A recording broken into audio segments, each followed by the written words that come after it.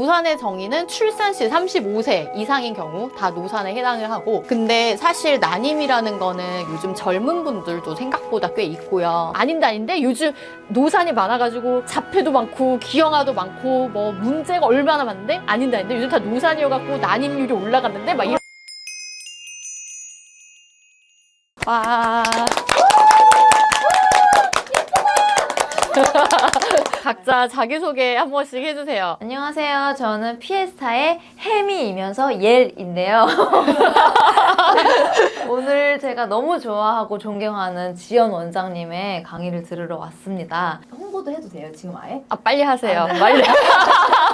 저희 피에스타가 이번에 새 앨범이 나왔거든요. 네, 저희 데뷔곡 비스타를 또 새로 재편곡해서 이번에 앨범이 나왔는데 많이 들어주세요. 저는 모두의 지인 결혼정보회사를 운영하고 있는 성지인이라고 합니다. 근데 워낙 우리 지인 대표님 아시는 분들 너무 많아가지고 워낙 유명한 유튜버이시죠. 공중파에도 많이 나오시고. 안녕하세요. 배우 윤다영입니다.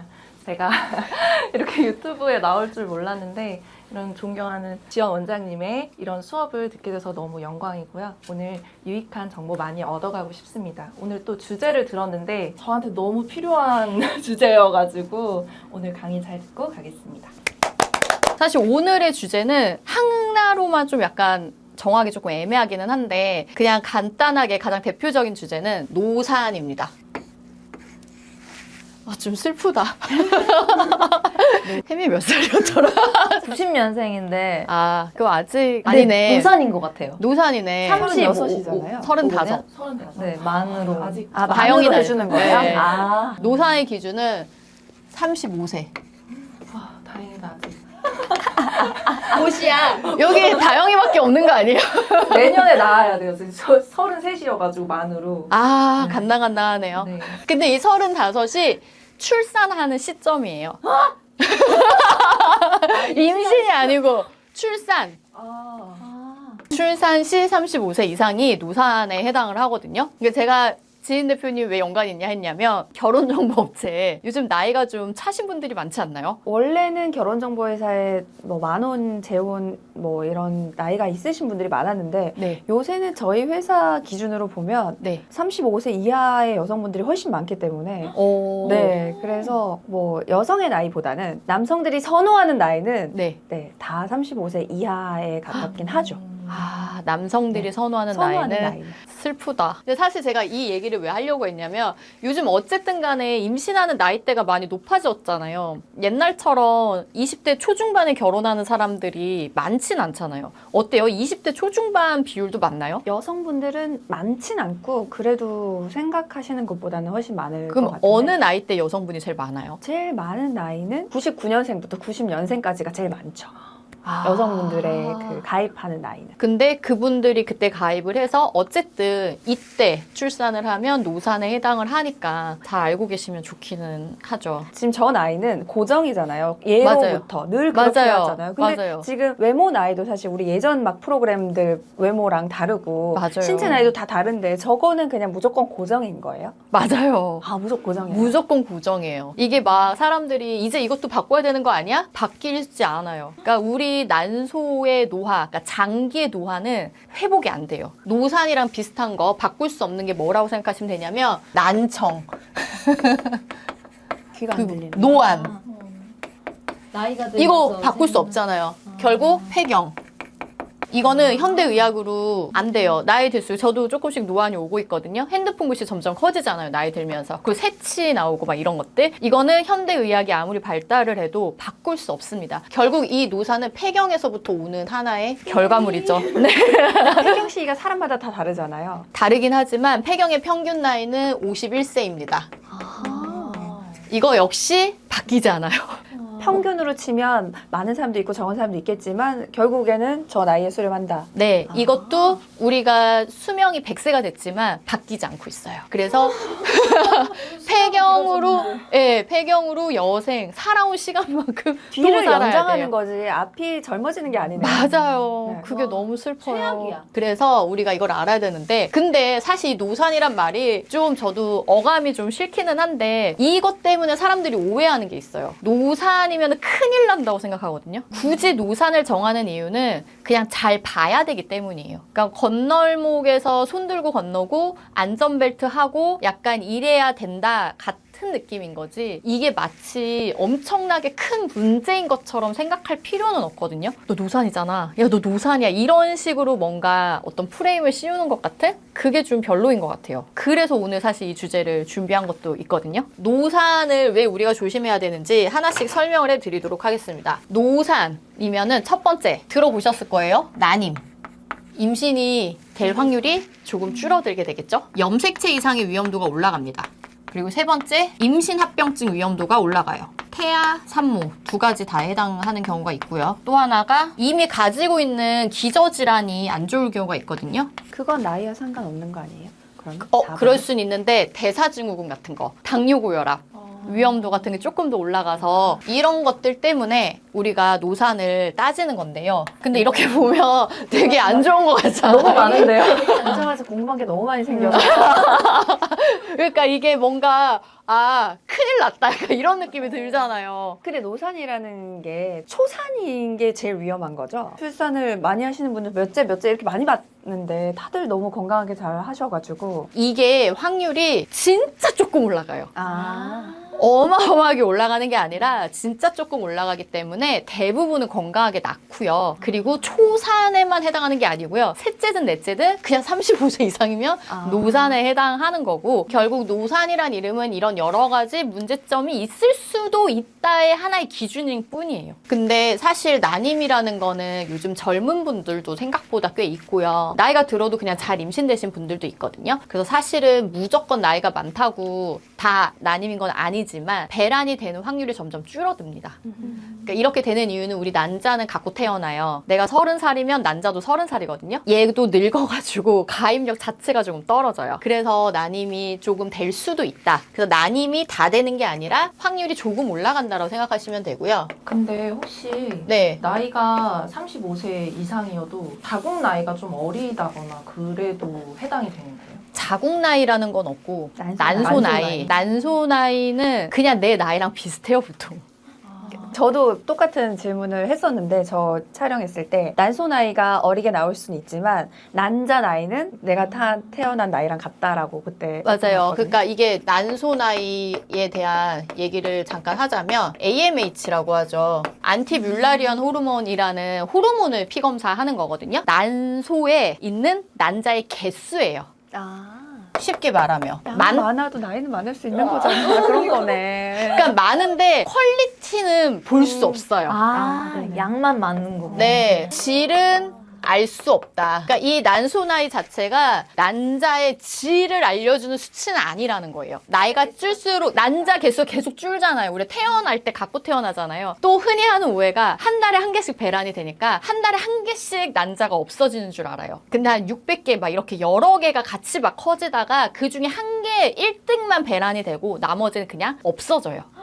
그러니까 매달 몇백 개씩 없어지는 중이거든요. 그러니까 나이가 들수록 내가 갖고 있는 은행 잔고가 점점 떨어지는 거지. 그 정도로 많이 없어지는데 난자 냉동을 하는 거는 몇 개 못 하잖아요. 근데 그 몇백 개 중에 이제 걔네- 다 같이 키우는 거죠. 걔네들 약을 줘서 더 많이 키워서 꺼내는 거여서 과배란시키는 거. 네, 상관이 별로 없고, 그래서 개수는 당연히 나이가 들수록 줄 수밖에 없다. 근데 이게 다 퀄리티를 말하는 건 아니기 때문에 AMH가 너무 낮게 나와서 난소 나이가 많아도 임신 무조건 안 되는 건 아니에요. 이거보다 더 중요한 건 생리 사이클이 얼마나 규칙적인지 이런 것들이 더 중요해요. 그래서 한 가지만 갖고 판단하는 게 아니기 때문에 무조건 걱정하실 필요는 없고. 그래서 생각보다 저 검사를 한 친구들이 다 젊게 나와서 맞아요. 막 자랑하던데. 다 20대로 나와요. 그런 경우에는 다낭성 난소 증후군이 확률이 좀 더 안 좋은 거네. 왜냐면 배란이 계속 안 돼가지고 갖고 있는 난자가 많은 거야. 갖고 있는 난자가 많은 그 많이 무배란 갖고 많은 태어났을 사람. 수도 있잖아요. 그렇진 않아요. 예. 그래서 오히려 질환이 있을 가능성이 높다. 너무 젊게 나오면. 그러니까 너무 극단적인 거는 결과를 좀 의심해 봐야 돼요. 그리고 염색체 이상으로 넘어가면 사실 이 35세가 나온 이유가 있어요. 다운 증후군 아시죠? 아는 걸까 모르는 걸까? 염색체 이상 질환인데 이게 여성이 나이가 들수록 조금씩 올라가거든요. 남성 나이와는 무관한가요? 남성이랑은 크게 데이터로 나와 있진 않아요. 근데 여성이 이렇게 나이가 들수록 다운 증후군 태어날 확률이 이렇게 늘어나요. 그러다가 이렇게 늘어나는 구간이 있는데 이게 35세예요.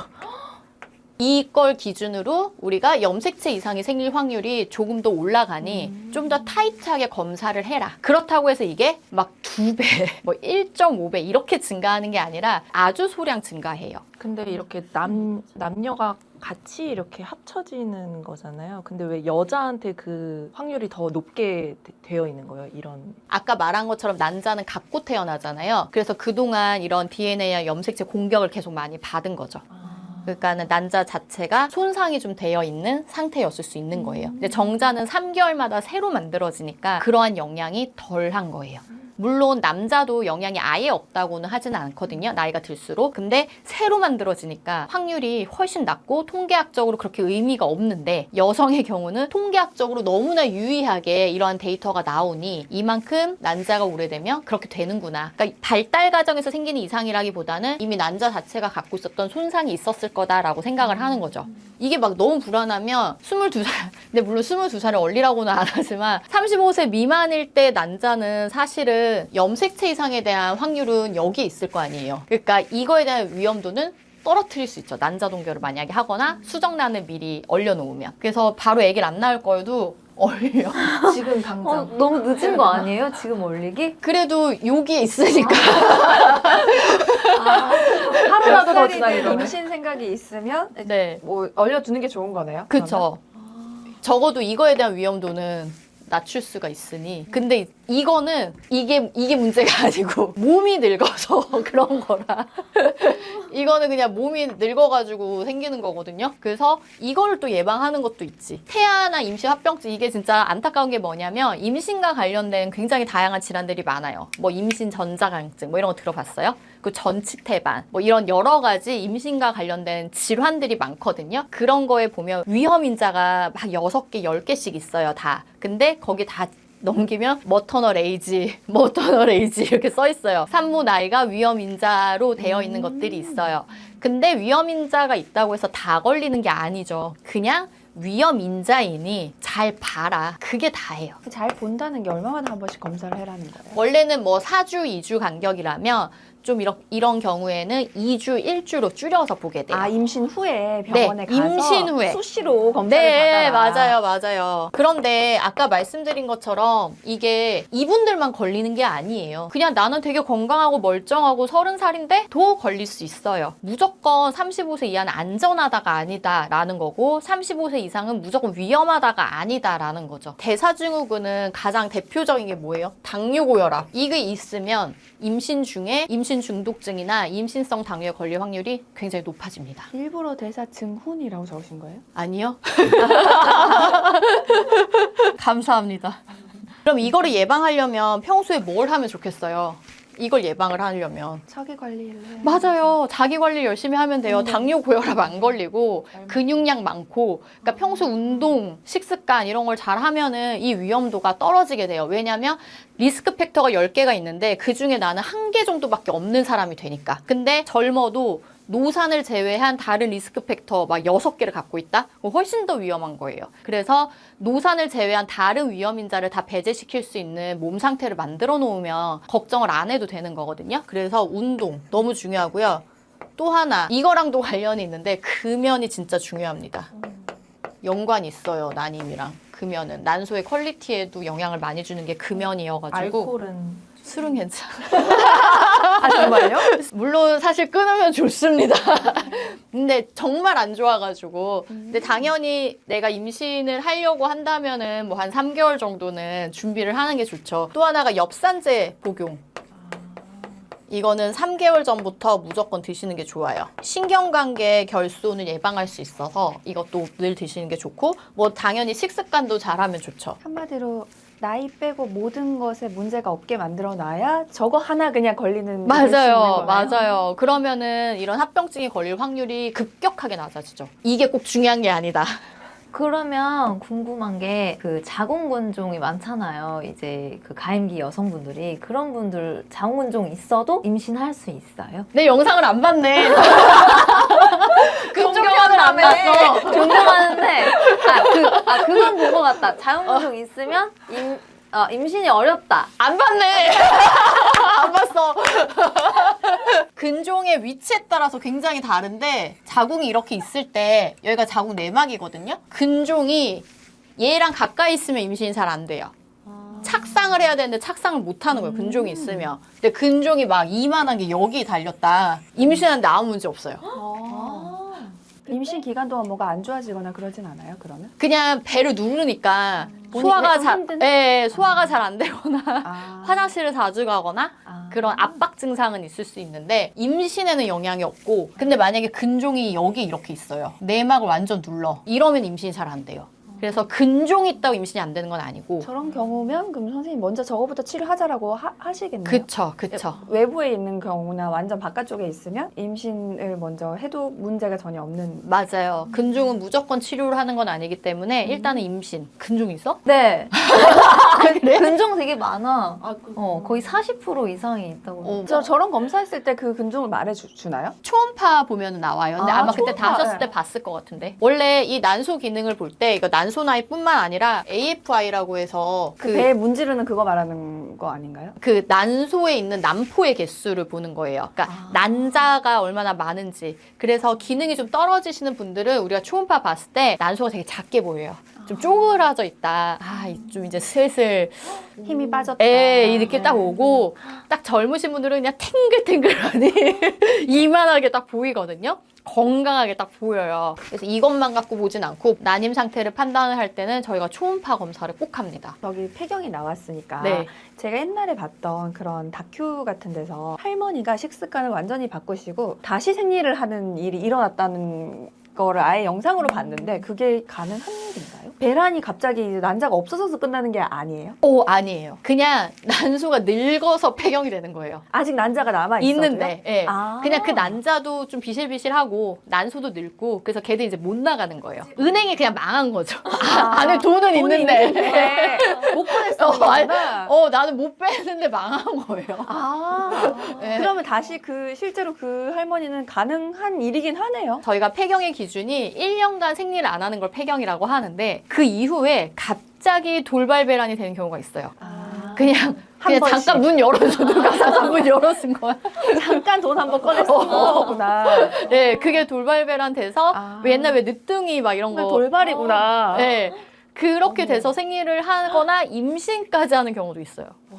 그래서 아까 폐경 나이가 51세라고 했지만 한 52세 정도까지는 피임약을 먹이는 경우도 있어요. 그러니까 생리가 뚝 끊기지 않은 분들 한 3, 4개월마다 생리를 하는데 갱년기 증상만 있고 이런 경우에는 실제 임신이 될 수도 있고 호르몬 보충도 해줘야 되고 생리 사이클도 맞춰주기 위해서 피임약을 처방해주기도 해요. 그래서 결론은 출산에도 노산이 의미가 없이 잘 출산할 수도 있는 거예요? 여기에 노산이랑? 출산은 없잖아요. 네. 노산이라고 제왕절개를 하는 게 아닙니다. 출산 방법, 출산하고는 사실 상관이 없어요.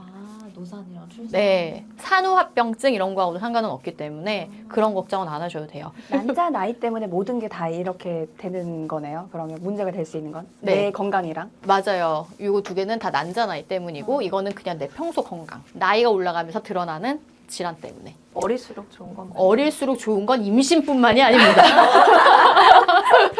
다 좋아요. 네. 어떤 그 남자 의사 선생님이었는데 그분 회원이었어요. 회원분이 사실 저는 여성의 나이가 상관이 없다. 자기보다 어리기만 하면 남성분이 82년생이었거든요. 근데 그 이유가 요새 이제 워낙 관리를 많이 해서 나이가 든다고 해도 관리가 잘 되어 있어서 아까 선생님 말한 그거 그대로인 것 같아요. 나이도 많은데 요새 임신 다 늦게 되던데요 하면서 맨날 술 마시고 이러면 자기는 그런 건 안 된다 라고 하는 경우가 있긴 있었어요. 그게 더 바람직한 거죠. 현명한 거죠. 자기 몸 관리를 잘해야 되구나. 맞아요. 나이는 돌이킬 수 없으니. 돌이킬 수 없어요. 받아들여야 됩니다. 정리를 한번 해보도록 하겠습니다. 노산의 정의는 출산 시 35세 이상인 경우 다 노산에 해당을 하고 35세가 정해진 이유는 염색체 이상, 그중에서 다운증후군이 기준치인데요. 다운증후군이 생기는 위험도가 35세를 기점으로 기울기가 확 증폭했기 때문입니다. 하지만 그 확률이 엄청나게 높은 것은 아니고 조금 올라가는 정도이기 때문에 그냥 검사를 잘하면 된다라는 거고, 이런 거에 말미암아 다른 염색체 이상도 생길 확률이 조금씩 높아지지 않을까라고 우리가 얘기를 하고 있고, 기형아 검사, 즉 태아의 염색체 이상 검사를 임신 중에 하면은 되기 때문에 이것 때문에 무조건 염색체 이상이 생긴다라고 미리 걱정하실 필요는 없다라고 말을 하고 싶고요. 이거를 뺀 난임 같은 경우에는 어쩔 수 없이 우리 난소가 나이가 들었기 때문에 임신 확률이 20대 가임력이 뛰어날 때만큼 높지는 않으나 생리가 규칙적이고 몸 관리가 잘 되신 분들이라면 AMH 수치가 낮더라도 임신하는데 큰 문제가 없는 경우가 대부분이다. 그래서 이것도 미리 걱정하실 필요가 없다. 둘 다 어느 정도의 영향만 있을 뿐이고 젊다고 이게 안 생기는 게 아니다라는 거. 그리고 임신 합병증이 올라가고 대사증후군이 있을 가능성이 높지만 이 두 가지는 나이 때문만이 아니라 나이와 동반된 몸 상태 때문이므로 몸을 평소에 잘 관리한다면 이거는 아무런 문제가 되지 않는다라고 말씀드리고 싶습니다. 이러면 이제 또 댓글에 내가 예상되는 것들이 있어요. 아닌데 요즘 노산이 많아가지고 자폐도 많고 기형아도 많고 뭐 문제가 얼마나 많은데 아닌데 요즘 다 노산이어갖고 난임률이 올라갔는데 막 이런 다 댓글이 여자 못 만나는 남자들이 많아요. 사실 별로 신경 안 쓰셔도 되는데. 그런 댓글이 엄청나게 많이 달릴 거라고 생각을 하는데, 다양한 기형이나 아기 문제, 발달장애 이렇게 생기는 것은 무조건 이래서가 아니라 그냥 의학이 발달해서 소아과 선생님들이 조산으로 태어난 아기들을 너무나 잘 살려서 그래요. 그런 경우가 훨씬 더 많아요. 네, 옛날이었으면 살지 못했던 네, 아기가 맞아요. 생명을 얻어서 몸이 이미 안 좋게 태어났는데 얻은 거구나. 네, 그런 경우들이 훨씬 더 많습니다. 얘 때문이다라고 꼭 그렇게 생각하실 순 없어요. 물론 태아 합병증이 올라가니까 영향이 있을 수 있으나 이것 때문만 아니죠. 왜냐면 옛날에는 살지 못했을 수 있는 아이들이었고 그 젊은 산모가 아기를 낳았을 때도 태아 합병증이 있는 경우가 꽤 많고, 그렇기 때문에 그런 편협된 오해와 가르기는 하지 마세요. 다양한 요소가 작용을 하는 거지 이거는 이거야, 이거는 이거야, 그런 것은 아니다. 그러니까 노산이라는 프레임을 제발 씌우지 말자. 이거는 위험 인자 중에 하나일 뿐이다 라고 말하고 싶었습니다. 멋있다! 존경스러워요! 야, 유튜브나 봐. 니네 쇼핑 가나 보라고.